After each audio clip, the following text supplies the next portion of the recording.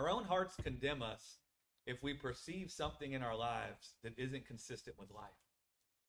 And so the actual father of condemnation would be death. Now, our hearts are the ones that either receive it or reject the condemnation. But it isn't God that ever condemned us. It was, we saw death or the works of the flesh in our lives. And then we felt that meant that there's something wrong with us, right? We're not as we ought to be. We're separated from life. God doesn't love us. And we even created this ideology where we said God was the one that uncovered our nakedness. And he was ashamed of us because of our body of death, right? And so that's the condemnation. And so God's like, man, these guys need life and they need to be saved from death. But I'm the only one that can do that. And they won't come near me because they think I'm the one condemning them. Right? And so he's like, how can I get them to feel at peace in my presence so I can serve them with life? I keep coming to wash their feet, and they keep running from me, even though their feet are bleeding and full of sores. And so how can I get them to be at rest in my presence? God says, I know. I'll condemn the death that's condemning them. And I'll condemn it inside of the body of this man, Jesus. And then all of the people will see that I condemn the thing that was condemning them. And they'll start to see, oh, this guy's my friend.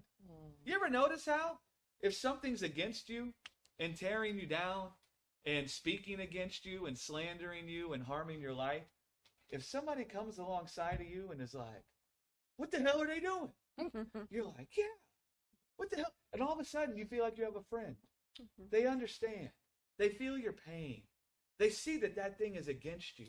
And they don't think it's right that it's against you. Right? And so that's what God come and did in Jesus. So that our hearts could have a repentance. Where, as before, we thought God was the one condemning us because of our nakedness. And then, when we see God with us condemning the thing that was condemning us, we see, oh, this guy's our friend. He's not the bully that's been beating and bruising us. He just came and bullied the bully that was beating and bruising us. Right? It's like Genesis said. God prophesied to the serpent. He said, the seed of woman, you'll bruise the heel of the seed of woman, and he will crush your head. That's talking about Jesus. And so, yeah, the serpent bruised the heel of Jesus, but Jesus was bruising the serpent on the cross, meaning death. And so death was trying to bully Jesus, and Jesus is the Son of Man, but he's also the Son of God. The fullness of God was in Jesus. And when death was bruising Jesus on the cross, do you know what Jesus was doing to death? He was whooping the bully that had been giving us a wedgie. He was whipping the bully that had been locking us in the locker, that was stealing our lunch money, that was throwing us in the garbage can. And he did it as God himself. And then wait a second, I thought you were the one stealing my lunch money. I thought you were the one giving me a wedgie.